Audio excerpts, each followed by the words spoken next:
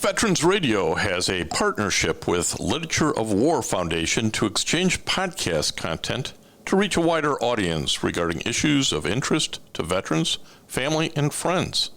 You can find more about Literature of War Foundation at its website, litofwar.com. You can find more about Veterans Radio on Facebook or its website, veteransradio.org. I am Jim Foss-Hone, a host of Veterans Radio and a veterans disability lawyer at legalhelpforveterans.com, a sponsor of this podcast. In today's episode, Lit of War is talking to Army Ranger, editor, author Marty Skovlund Jr. He's talking about his new book, Send Me, which tells the powerful story of Shannon Kent, a Navy cryptologist who rose to really elite status on military intelligence. She spent a career hunting the world's most ruthless terrorist. Marty is the editor-in-chief of Task and Purpose. He's a former Army Ranger. He's got all the experience you'd expect from somebody on assignments who's actually reported from Afghanistan, Iraq, and Ukraine.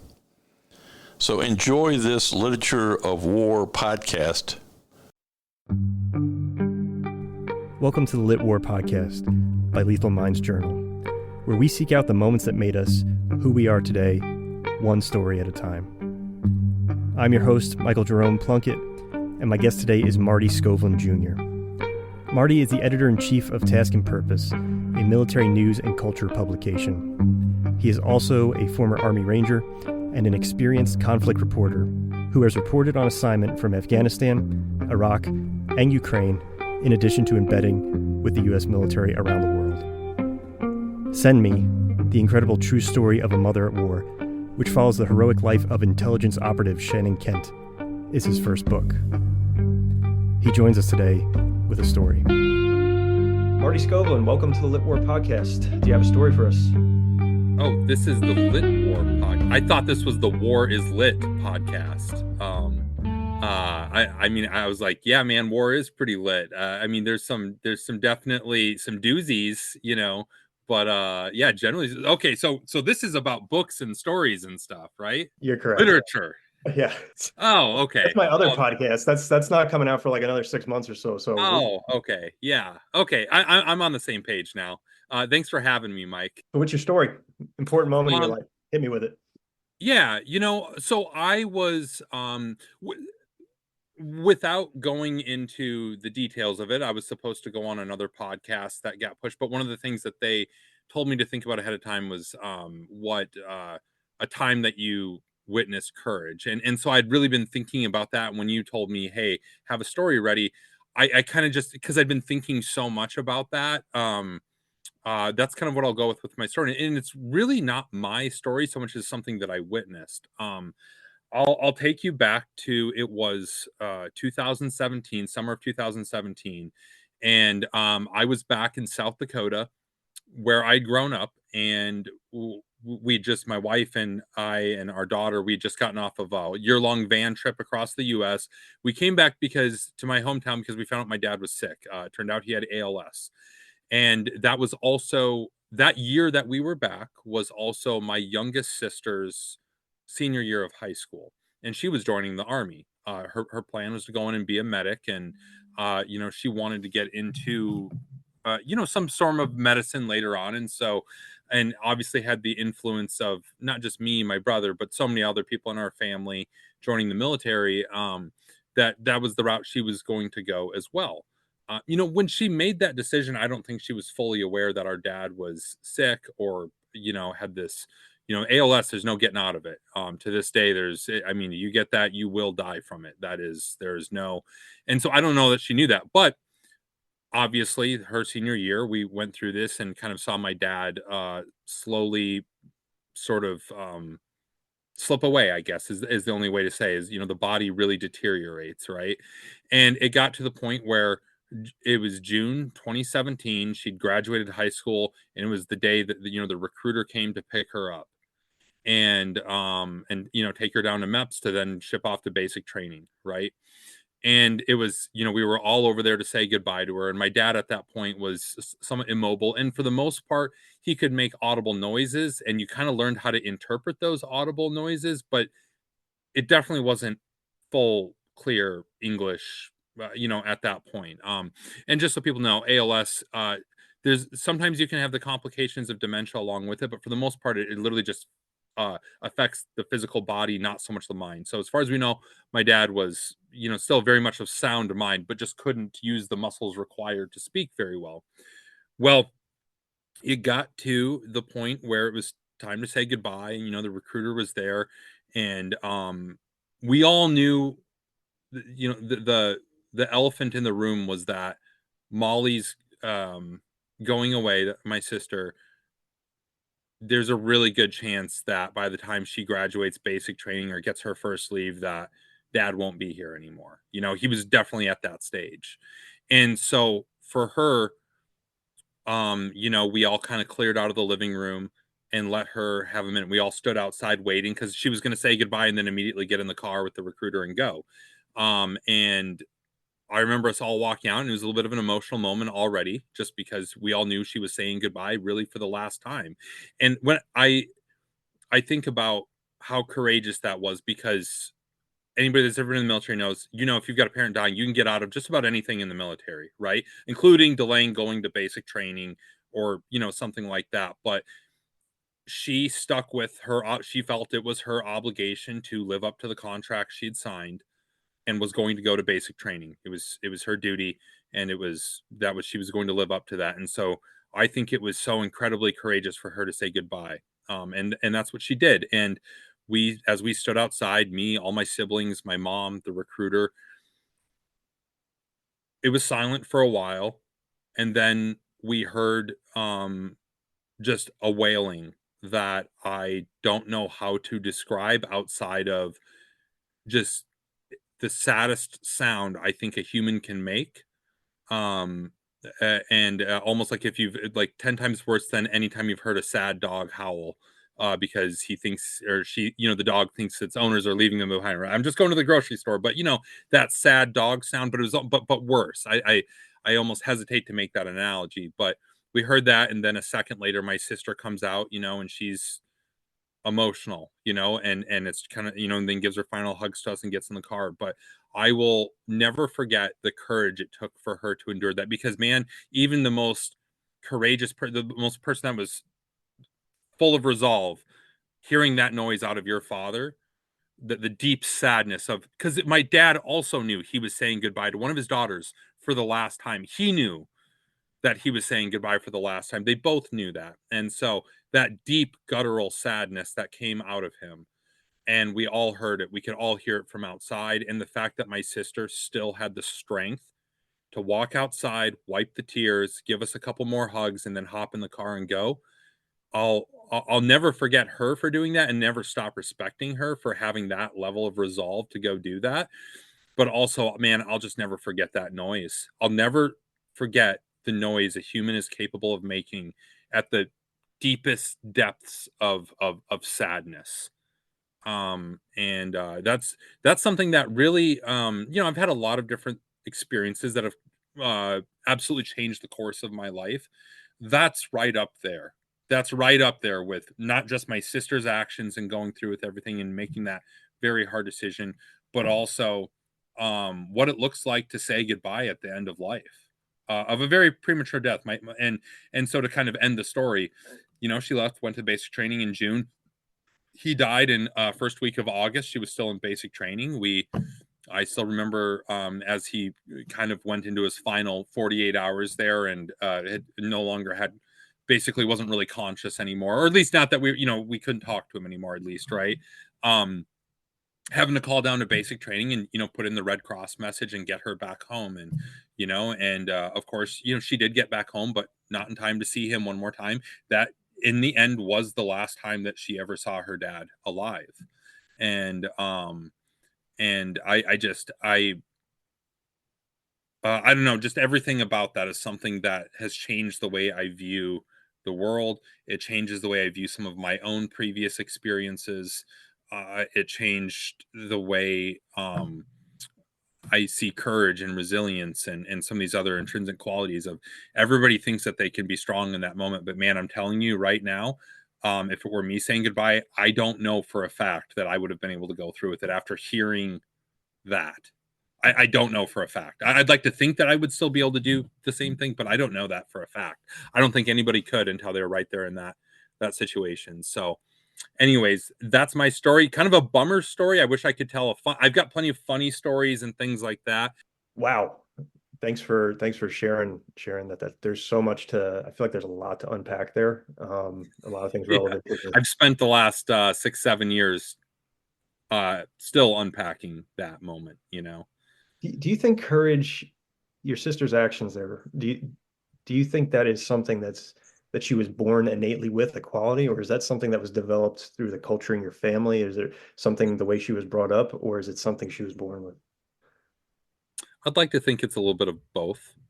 I'd like to think that um, I think all humans are born capable of courage and making tough decisions in the most dire circumstances. I think everybody's born with that capability, and that's the nature aspect of it. But the nurture aspect of it, I think, absolutely can wipe that capability away from you in some circumstances, depending on how you were brought up. And then other places, other circumstances that you're brought up in, I think it can absolutely celebrate those qualities and like engender or kind of cultivate that quality and really bring it to the surface of a person's consciousness to where they are, anytime they're faced with a tough situation, they just, at that point, it's automatic. It's they're going to make the hard right over the easy wrong.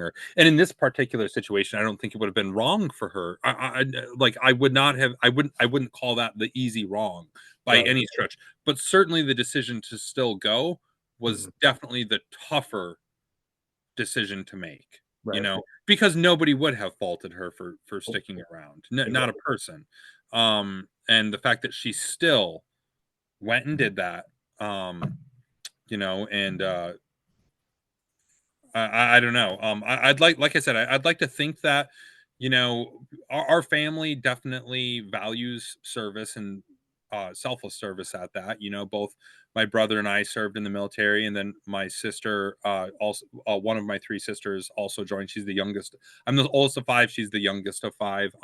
She actually just recently got promoted to sergeant, so she's now the second Sergeant Skovlund in my group of out of my group of siblings. And so I'd like to think that we are, and I've seen all of that out of all of my siblings where we've made really tough choices in the face of unfavorable situations. And so I'd like to think that my parents had something to do with that.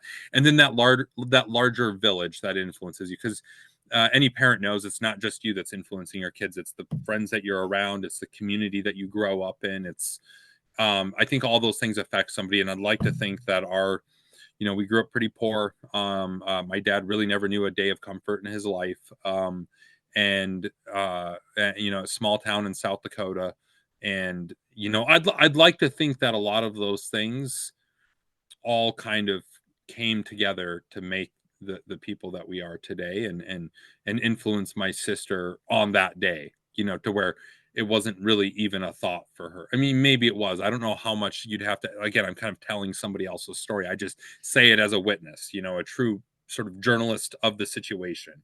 And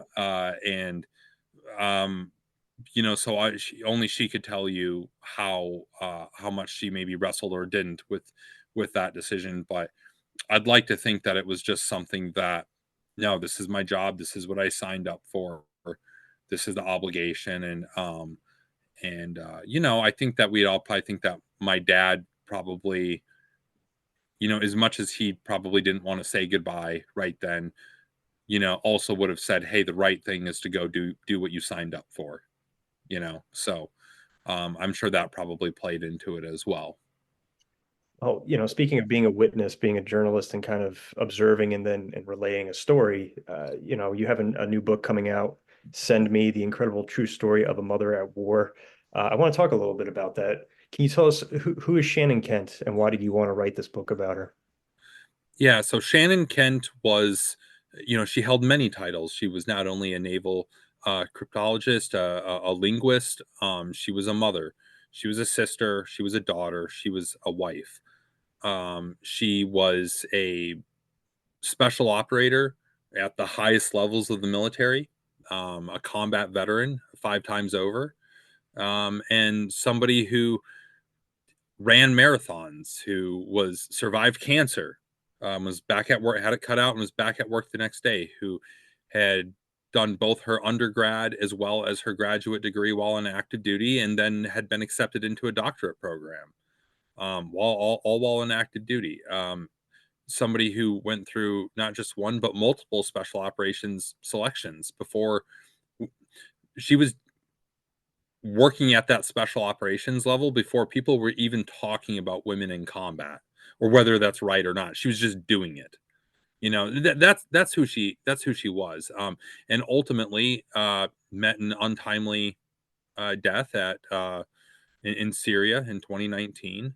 And that was my initial introduction to her, was the news headlines, and then shortly after that her husband reaching out to see if I'd be interested in doing a story, and me going down to her memorial at the Naval Academy, and quickly realizing this isn't just anybody who just died. This person was different. And then now, over the course of the last 5 years, trying to make sure that story is recorded, not just for posterity and history's sake, but also so that her 2 young sons, who were 1 and 3 when she died, will know who their mom was someday. So yeah, the long-winded way to say she was an incredible person, an incredible human, and I think our nation and our world is a little bit less in her absence. Wow. So her husband, Joe Kent, reached out to you. Why did he select you, and what was your initial reaction when he reached out and says, I want you to do some type of piece, some type of book about my wife? Yeah. So he reached out to a mutual friend of ours, Evan Hafer, who was also my boss at the time, and they had some mutual friends. But this was, a week and a half after I saw the initial headlines of the explosion in Manbij, Syria, and which she wasn't the only one that died in that. Scotty Wirtz, John Farmer, and Gadir Taher were the 3 other Americans killed, and then many, many more Syrians. But I'd seen the headlines, and so my Evan texted me. He's like, "Hey, I got a buddy Joe. I don't know if you saw, but that explosion in Syria. But one of them was his wife, Shannon.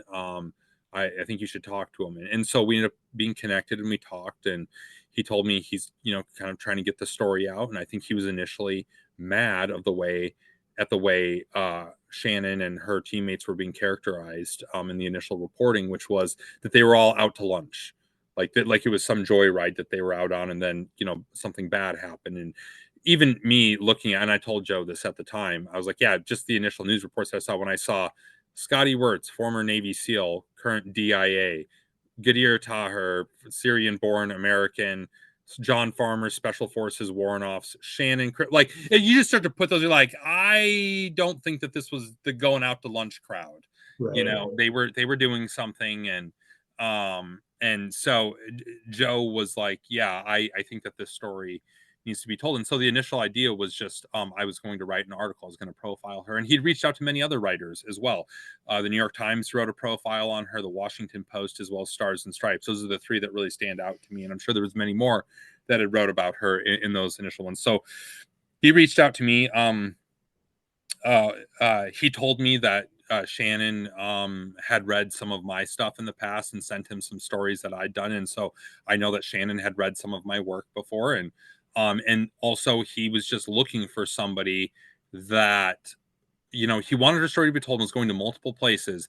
But of the places he went to, he wanted to make sure at least one of them had somebody that really understood Shannon's background. Right. And in my case, also come from a special operations background, have also kind of, I think earned a reputation of telling stories about people that come from that community, veterans in general, but specifically I've done a lot of work telling sort of those untold stories out of the special operations community. And so I think I was somebody that okay, Marty at least needs to be in the mix here. Right. And but you 2 never met. no. It's entirely possible that, Shannon's got a photo of standing right outside of my room, my chew, in Iraq, in 2008, and so it's entirely possible we passed each other in the chow hall at some point. We worked in the same task force. Like it's entirely possible. Do I remember meeting her? No, and I definitely never formally met her. Right. Um, and then the same is also possible of Joe. It's entirely possible we passed each other at some point somewhere. Who knows? Um, and but yeah, we'd never formally met. And first time I met Joe was when I came down. Shortly thereafter, I came down to DC, to Annapolis, to attend the memorial. And that's when I met him and a bunch of other people that she worked with for the first time, and that's really what drew me into. I remember at the end of the morning, like that night, before I'd even written the article, I told Joe, I was like, "Hey man, I'm sure you're going to get hit up about this, but I would love to throw my hat in the ring if you're thinking about a book. I don't think I'm going to have the real estate to do Shannon justice in a single article." And the article that I did write was 5,000-6,000 words. I mean, it wasn't a short story by any stretch, and I still didn't feel like I even scratched the surface. And I didn't in retrospect. So she was aware of you in some context. Maybe you were, two ships passing in the night sort of thing. You ran in the same circles, but you never formally met. She knew your writing. Now you've Yep. had this emotional connection, right? That's where it starts. As you go down there, you experience that memorial ceremony. You meet her husband. Where do you begin to write a book, right? Like you said, you wrote the article, you did that. It was not enough. Where do you begin when you want to take on a full book? I think that are you talking process or once I actually started putting pen to paper? Whichever came first. Yeah, I mean, so when I told Joe, "Hey, I'd like to throw my hat in the ring," he was very non-committal. I mean, he's very nice about it. He didn't say no. He also didn't say yes, and I think that that was his way of just like, "Hey, let's see how this story turns out," and probably how the other folks' stories were going to turn out as well. And so it was in May that May of 2019, my feature on her published, and I mean, it wasn't long after I hit publish and sent him the link where I mean, it was definitely the same day at least, where he called me and was like, "Hey, yeah, man, like if you're still interested, let's do the book." And so then at that point, and of course it was like, yes, 100%.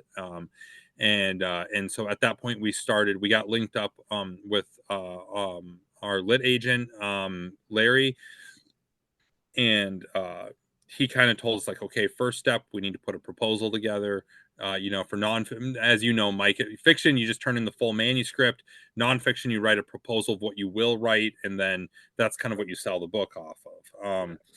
And so we got to work on the proposal. I remember I sent off the final draft of my proposal in October, the morning that I was stepping off to go hike Mount Kilimanjaro.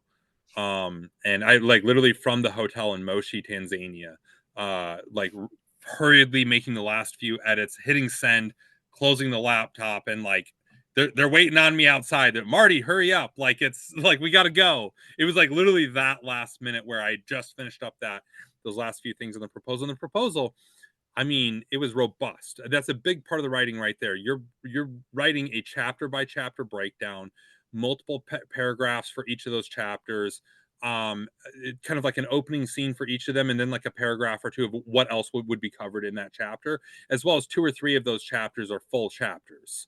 Um, and then a bunch of other author by all the other stuff that goes into that. So it was, I want to say our proposal was like 25,000 words. Like it was robust. um and so I sent that off, and so you're already sort of writing the book at that point of, hey, you've really got your chapters breakdown, but it could change based on who buys the book, and they're going to have their thoughts. And I go and hike Kilimanjaro, come back, and it was in, I want to say, December, first or second week of December of 2019. We went down to New York to go do a bunch of meetings with, our agent had gone out on submission and, circulated it. And we had, I think it was 3 or 4 different places that wanted to meet with us. And Joe and I came into New York, met with a bunch of different places, and the one that we felt best about was our editor Morrow, who was at William Morrow, the nonfiction division over at HarperCollins. And Morrow really got kind of where we were coming from as far as what we wanted to look like. We weren't looking to do a tell-all on the special operations unit that she was from. We weren't looking for that. We really wanted to focus on the human aspects of this, that the human experience of Shannon, and he was right in line with that, and really didn't want a lot of changes to the structure that we had already sort of proposed.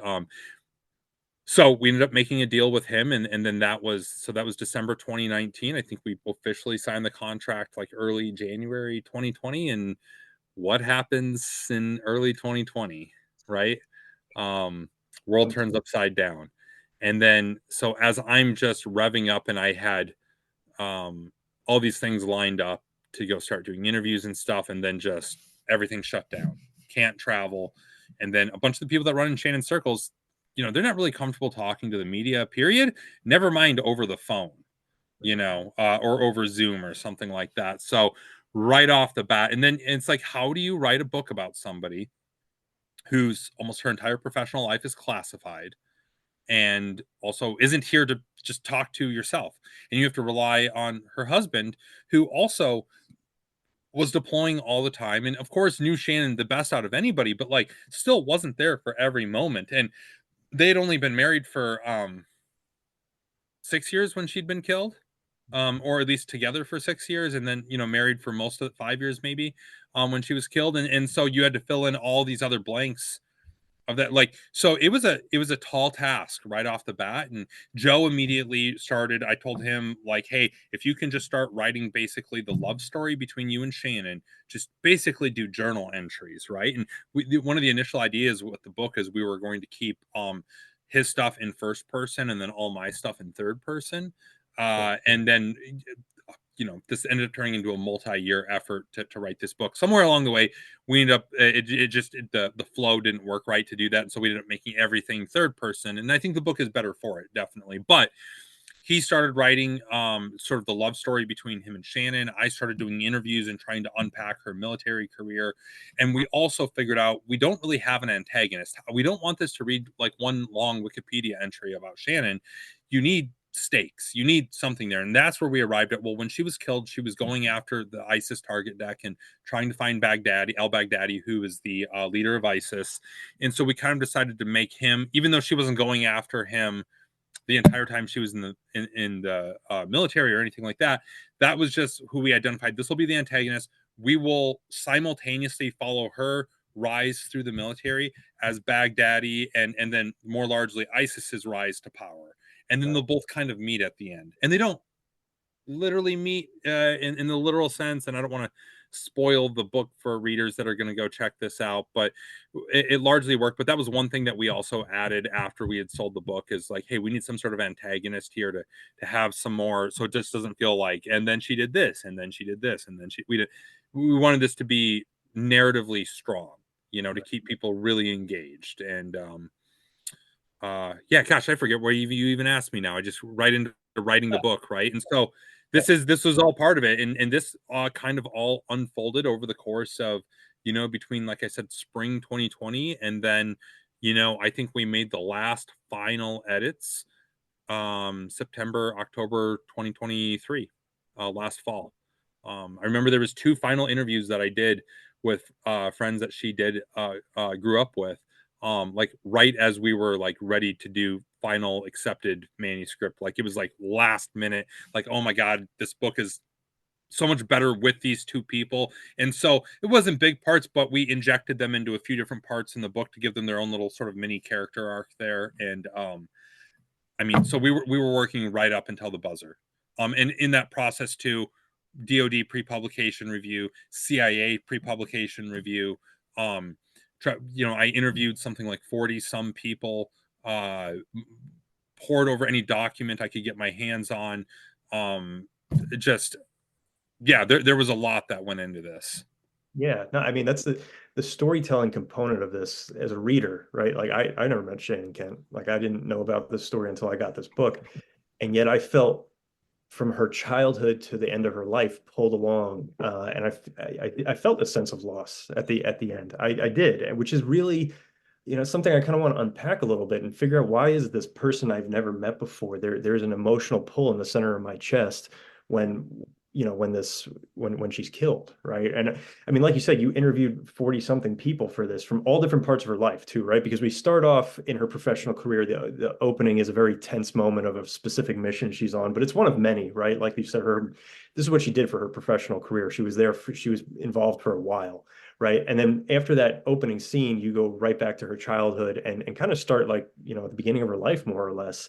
And we hear from her friends, we hear from her parents, we get these stories very quickly, and we begin to develop kind of an idea of who she is. My question for you is, like, with all the years of interviews and different people from different parts of her life and different phases of her life, how did you figure out, like, how did you pick the stories and the moments that you're like, no, this is getting down to past the surface level stuff to who Shannon really was? Well, so one of the difficult parts in doing a book like this about somebody who people cared very deeply about and is no longer here is you get a lot of just sort of statements about her. Shannon was this, Shannon was that, or she did this. What you really, I think the job of the author is to try to pull out vignettes that they remember, that they can tell in some sort of detail. And so most of my, I think if you talk to like most of the people that I interviewed, they'll tell you that I really tried to get them to remember specific stories. Like that's my go-to thing, is like, tell me a story about you guys. Like, tell me a story. And then from there, I can start to ask more details of, like, well, what were you wearing? What was she wearing? What were you said you were drinking. What were you drinking? What did the room look like? Like, I try to get all these details that I need to be able to paint a picture. I think the best nonfiction books are ones where you can literally be watching the movie in your head as you are reading it. And I want to give that level of detail. And so, and again, I think that's also how you prevent it, again, from turning into just sort of one long Wikipedia entry, and so that was really, and you'll see all those like little vignettes. We tried to just get enough stories to cover each sort of phase of her life. And for obvious reasons, we didn't want to spend too much time in childhood, but I tried to look for things that, stories that, one, people could retell in great enough detail. When you're talking about when she's young, that's 30 years ago that you're trying to recall details. And that's difficult for most people. But so not just that level of detail, but stories that foreshadowed who she would become later. So there's one part in the book where, we kind of open up with her bedtime routine when she was like a toddler, and her mom sings her this song, this Irish lullaby, and they read a certain book. Much, much later in the book, when Shannon's a mother, she's singing that same lullaby to her first child. And it's so there's some things we use some of those stories to try to foreshadow later things. Some of the stories from high school where they're talking about her sort of early grasp of foreign language, right? That definitely foreshadows some fairly obvious elements of her story. But yeah, we really tried to get these things that we could come back to later, or would set up and build this more sort of complex, layered view of who she was. Like, I think if you can try from a storytelling perspective to grow an onion from the inside out, that's really what you're trying to do, so that then people can peel that onion back and get to the center. I think that's what you're trying to do, to create a layered, nuanced version of who somebody was. Before we get to the second half of our interview, I want to take a quick second to thank our sponsors. This week's episode is brought to you by FieldSeats.com. FieldSeats.com is an e-commerce, federally licensed firearms dealer. They provide virtual reviews on brand new firearms, optics, and gear, where at the end of the review, they give away the item being reviewed to an attendee.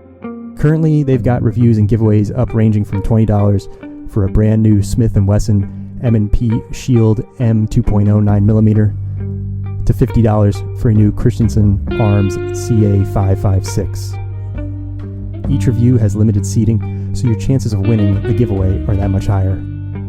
Check out fieldseats.com to purchase your reviews and enter to win the item being reviewed, and use the code LethalMinds to get 10% off your order. Be sure to also check out their Instagram, Twitter, and YouTube at field_seats for updates on products and other tips and info. Use code LethalMinds to receive 10% off your entire purchase at fieldseats.com. Terms and conditions apply. Outside of that, you've got the actual information gathering and trying to figure out who this person was. But I mean, it's plainly obvious. Like, you do have some similar experiences, like you said, come from similar communities, cross paths. But there's a lot that you have no personal experience with. She was a mother. She was a cancer survivor. She's very experienced with language. That's, like you said, established early on that she had this talent. She was like fluent in like 6 or 7 different and like highly fluent, not just like getting around a city, finding where the bathroom and where the restaurants are and being able to ask for directions, but like culturally fluent, right? And that's Like, something totally off-putting for native speakers. Right. And that's commented on several times throughout the book. Yep. So how did you overcome those challenges, in that you're not a woman, you're not a mother, you've got tangential relations, experiences that relate to these, but they're not your experiences. How did you overcome that? So I think that's a big part of being a journalist, but I want to say right up front, it was not lost on me that me and Joe are 2 dudes writing about a woman's life. Right. And, even Joe as her husband, but it's still like, hey, how do we get inside? I mean, gosh, I've got so many different thoughts coming at me right now. It's like, okay, what do I tackle first, right? As a young writer, you're told, write what you know, because it's always going to be better. Write what you know, stay in that, and then you can kind of grow from there. And so definitely the easier parts for me to write in this were the aspects that I did know, like some of the combat sequences and things like that. That's just easier for me to know or to write because I know that. But yeah, when you're in the delivery room, okay, I don't know her perspective, but I know what it's like to be in a delivery room. Right. My wife has never had cancer, but my wife does have type 1 diabetes. I know what it's like to be concerned about the health of your wife. Right. I know what it's like to be separated from my wife and be away for long times doing dangerous things, right? Like I know a bunch of those different things. But to get the specific stories in this, a lot of times you'd have to unpack. Like, there's one interview that I did with a SEAL that she served with, and they were both in TF-17 together. I was in TF-17, and so he's like, yeah, we were out, doing, hits every night. And I'm like, okay. And I kind of described my experiences. I was like, is that pretty much what you guys were doing too? I mean, because different strike forces. And he's like, yeah, man, like exactly that. So I was then able to go and kind of construct what was the typical Task Force 17 mission, right? Of how, I know what a direct action raid looks like. So I was able to sort of write that out and recreate those scenes. Because they're all, you do 10 of those, you've done them all, right? Like, there's only so many different ways to write about raiding a building in Iraq, right? Like, it's and so we kind of recreated that. When she has the conversation with her doctor about cancer, well, I wasn't right in the room when she found out with the doctor, so I called a doctor and was like, hey, here was the diagnosis. How would you have sat down and explained this? And so I took him and used that dialogue to create that scene. And I think you're definitely skirting a line there of, like, you've definitely need to be careful because this is still nonfiction, right? But that's where I had to be, kind of explain in the author's note of, like, hey, look, if we only went off of what we had transcripts for or something, just this wouldn't be what you wouldn't know anything about her. We had to take a few leaps in order to tell the truth of her experience, right? Like, our job was to tell her truth. And by only going off of what was declassified and available, like, you're not telling her truth, and so we had to reconstruct some of those things. But yeah, I think, yeah, you're not there, so you got to talk to as many people that were there, as many people. And then, once you've written all this stuff down and talked to as many experts as you can, one of the things that I really relied on was sliding it by Joe, by people that knew her really well, her siblings. And hey, does this all sound like Shannon? Does this sound right? Like, does any of this jump out at you like, that's not Shannon? I wanted this to the people that knew her best in this world, to when they looked at this, be like, oh my, this is Shannon. You nailed it. Like, this is Shannon, What was that process like? Like, what was the initial feedback? How many rounds did you have to go through before they were like, this is it? Or did you nail it on the first time? I think I think Joe and a lot of the people that saw earlier drafts, and really Joe was the only person for a long time that saw a complete draft, outside of the editors and stuff. But um, other people. I think that Joe and a lot of the people that did see all or parts of this book early on, I think that they were okay with it. They liked the book a lot earlier than I did. I knew that I had a lot more work to do and that this could be a lot better, but they were looking at it and saying like, no, this is great. Like, I think at one point Joe was even like probably a little bit frustrated that there was still more work to be done on it. And, not on his stuff, but just, me trying to get this thing to where I felt I, uh, could look anybody that knew Shannon in the eyes and say, hey, we did right by Shannon, and nothing less than my full effort would be doing right by Shannon, Yeah. and so I think that there was many drafts, and I was still, I was building my day job. I was building a publication from the ground up, and had a lot of responsibilities in that way, and so you can talk to a lot of people that I worked with back then. I'm sitting there, we're driving somewhere, and I'm in the back seat with my laptop open, trying to bang out revisions and things like that. It was definitely, I think, a labor of love at a certain point to just try to do right by Shannon and Joe and her boys. I mean, that's a lot of pressure to know, hey, Joe's going to give this book to his young boys someday and say, hey, this is who your mom was. You need to nail that. You have to get that right. Focus back in on Shannon a little bit, and just to go back to her story. So she starts off, she's part of this generation that joins in more or less the immediate aftermath of 9/11, right? Like she kind of at the end of high school, which is right before 9/11, she's interested in the military. There's this great scene, classic recruiter, posted up outside the cafeteria trying to pull the high school kids in. And she's interested in it initially, but there's a heavy focus on pretty much all the pamphlets focus not only on men, but it's the combat operations stuff. It's the Navy SEALs with the face paint coming out of the lake with the rifles and all the rest of it. And that at the time, that's not even open to women, right? It's still Yep. most of that stuff still isn't. It's been a slow change as far as allowing women into those communities, but. There's this immediate dynamic that's set up that, she's interested in that, doesn't end up happening. 9/11 happens. She tries college out, and then she says, I'm enlisting. And she goes into the Navy, and it's interesting to watch her arc as she works her way into these communities, because going back to that initial image of like the typical guns cool guy stuff, it's not really that. It's her intellectual capabilities that seem to kind of open the initial door just a crack, and she is physically capable and everything, but there's this idea that she subverts that. It's not the typical path that she takes to get there. Could you talk a little bit about what that journey was like, and capturing it? Yeah, I think that especially in the special operations community, the fact that you are physically gifted, you're in great shape is a given. That's just the standard, right? But it's something that a lot of times support personnel or enablers, there's almost an expectation by the SEAL or the Green Beret or the Ranger or whatever that like, hey, support is probably not going to be in as good a shape as us. Probably not going to be as, and the fact that she showed up and was very physically gifted on that front, that bought her immediate credibility there. But then once she started getting into, she'd already sort of come in. So her first introduction to the special operations world was just because she volunteered as an individual augmentee on just a big Navy tasker. Had no idea she was volunteering to go support a special operations task force in Iraq. She just knew it was a tasker for Iraq and wanted to get out of her windowless cubicle in Fort Gordon, and that which was her first assignment. And then she goes over there and then just sort of makes lemonade out of lemons right from the get go, and people start turning heads and like, oh my God, she is an absolute force multiplier on the battlefield and off for that matter. I mean, she was a signals intelligence analyst, a human intelligence analyst, but also a collector for both of those. Also a linguist. She was this like dual, like multi-threat, like the triple threat. I don't know, probably more than that, but like could do it. She was a one-stop shop, whereas typically you'd have to go drop some stuff at the human desk, some stuff off at the SIGINT desk.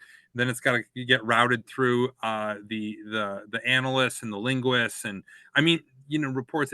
She was able to do it all, and that I think she just and that's where I'll say I don't think that she aimed to be a woman in special, like it, and nobody thought that they were making some big policy decision. It was just like, oh, we need you. You do something that we can't. Come with us. Right. And it was just never even a debate, right? Like nobody said, is it okay that we take this woman and bring her along? It was just like, oh, this is the common sense thing to do. No different than I imagine a commander saying, like, yeah, of course you should wear hiking boots. We're in Afghanistan, right? Right? Like, well, like it's just like these common sense things that I think can be sometimes unique to the special operations community, because a lot of times on the conventional side, leaders just don't have that latitude to make sort of autonomous decisions like that. I think on the special operations side, there was just definitely this, hey, we're fighting an insurgency, we're doing counterterrorism operations, we are trying to win a war here, and we need to use every tool at our disposal. We need to have the right people in the right places, and Shannon was the right person. Right. And so when she came over on that tasker, kind of got discovered, and then next thing she knows, she's going and to the direct support course, which was a brand new thing. She was the first woman to ever graduate the direct support course, graduated number 3 in her class out of all the men and everything like that, and then got her first assignment to the SEAL teams. And then she was in the SEAL teams for multiple deployments and multiple years before she ended up basically went as far as she could go with that. And then the only thing that was left was to go up to that next level, that special, sort of, people often refer to it as tier 1 units, right? And so she wanted to go up to that next level, went to selection, passed, and then and that's where she met Joe, was when she came after she passed selection for the training course that they go through for that. Joe had also went through that selection, and and now and Joe was a Ranger, Green Beret, then Green Beret warrant officer, and also so this is the sort of people that she was in league with. It's interesting because later there's this one line that comes kind of late in the book, but it's touched on a couple of times. When going back to the language thing, that she's operating at this fluency where it's deeper than just being fluent with the language. It's a cultural thing. And there's this line that says it's just something you can't teach. It was something that she just brought there. Having looked at spent a couple of years looking at the full scope of her life, and kind of relating back to the story you opened with, this idea of like, is this something you're born with, or is this something that's cultivated? Was there anything that you saw that stood out to like what set her apart? I mean, what didn't set her apart is really the question. I I know I personally I didn't meet anybody like her when I was in the military, and I feel very privileged that I was able to be around some of the best humans that I think that I'll ever meet in uniform, and I still didn't meet anybody like Shannon. When you think about what set her apart, like her capacity for empathy and compassion while still being the cold-blooded killer, right? Like that's, you don't find that in a lot of people. You don't find a lot of people that speak languages like she did, multiple languages, but also had the capacity for analysis and collection and being able to pull information out of people. And still, you know, was into art. She's staying up all night creating mosaics. And at some point in this book, you go, God, did she have the same 24 hours in a day that the rest of us have? Um, there's one touching thing that's not a part of this story is in the book, but I'll tell you the other side of it. When she's getting ready to go on her final deployment, one of her friends that she'd kind of come up through Navy boot camp and stuff with, they touch base every so often, just like any of us in the military, right? There's people that early on you'll touch base every once in a while, but you're not talking to each other every day. And this friend that she had, they talked. I think it was maybe 2 or 3 days, I think, before she was set to deploy. And the friend was like, "Hey, I'm applying to this program, this medical program. Could you write me a letter of recommendation? It would really help out." And Shannon told her, "I'm like, God, I would do anything for you. I'm literally leaving basically tomorrow, and I just don't have time. I'm so sorry. Like, is there any way that you could wait a little bit?" But she was under deadline, and so it's just like, no, I totally understand. Shannon goes on that deployment, and her friend applies to this program without the letter, so she thinks. And Shannon, she eventually finds out that Shannon was killed, and all that sort of stuff. Months after Shannon died, this person found out she'd been accepted into the program, and in the packet there was a letter of recommendation from Shannon that she wrote. She found time in those of everything that you have going on as you're getting ready to leave your kids and your husband and everything to go on deployment. And I mean, this was all right around Thanksgiving too, and they hosted Thanksgiving that year, and just found the time to sit down and write a very well thought out letter of recommendation that helped her friend get into this program. And just, I mean, you just don't. God, I can't think of how many times I disappoint people on stuff of like, hey, Mike, you're waiting for something from me right now, right? Like, and just she found a way. She found the time. She when you think about just how did she set herself apart, like, you know, I'll steal a line from the Marines, right? No better friend, no worse enemy.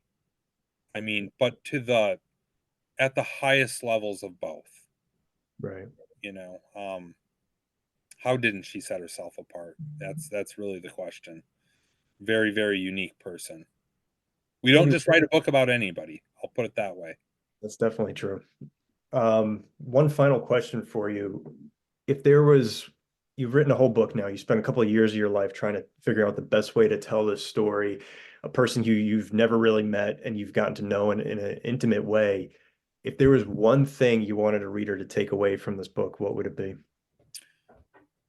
I hope that anybody that reads this book immediately finds inspiration and uses this book as a tool to inspire others. I can tell you my daughters will both read this book someday. My second daughter, her middle name is after Shannon. There's a story I won't tell publicly, but the reason I have my second daughter right now is in part due to Shannon. And, you know, this will be a book that they read someday. I hope that people feel inspired. And I hope that when they get to that part in the book, they feel just even 1/1000th of the loss that Joe and the rest of her family felt when they found out. I really want people to understand the loss that our, not just her family, but our nation experienced by no longer having this very gifted person among us, but also finds inspiration from the way that she lived her life. So I don't know. I think that those are, people take away anything, it's to feel a sense of the loss and to feel inspired by the way she lived. So yeah, that's the first thing that comes to mind. But I think, you know, just to expand on that a little bit, we cover a lot of ground in the book. I think depending on the lens through which you view the world and through which you read this book, I think different people are going to take different things away from this, you know. Certainly inspiration. Certainly anybody that reads this will think that she's just as incredible as I say she is. But I think that there's different things in here. We touch on mental health. We touch on relationship stuff, the nitty gritty of husband and wife, you know. And I'll give Joe a lot of credit for being as vulnerable as he was, as he made himself in writing some of those scenes. And you know, it just, I think different people take different things away, I guess, is just really all suffice to say that. And I hope they do. I hope this is just something that people can pick up and read a chapter out of at any time and feel a little bit more pep in their step that day. You know, I don't know. No, I think you really succeeded in being a conduit, right? Like you said before, you're observing something. Even the story you started off with, you're observing something and amplifying it to a much larger audience. And I think you really succeeded here. And like I said, never having met her, clearly not feeling the total sense of loss that her family, her husband could feel, and yet still feeling like I'm a little bit closer to that story. So very, very excited to see this book come out into the world, and hope to talk to you again soon. Yeah, I'm anxious to hear what the world thinks about the book. So yeah, thanks for having me on. Absolutely. Be sure to order Send Me wherever books are sold. Literature of War has always been about getting books into the hands of our troops, those men and women who are currently serving all over the world right now. We're right in the midst of our first Platoon Book Club initiative. The premise is simple.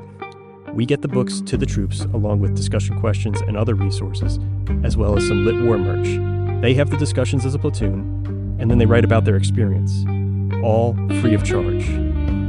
Through our support, we aim to cultivate a stimulating environment that not only prepares our servicemen and women for their duties, but also nurtures their personal development. Please head to the link in our description for ways to donate. Once again, I'm your host, Michael Jerome Plunkett, and I will be back in a few weeks with another story and another conversation.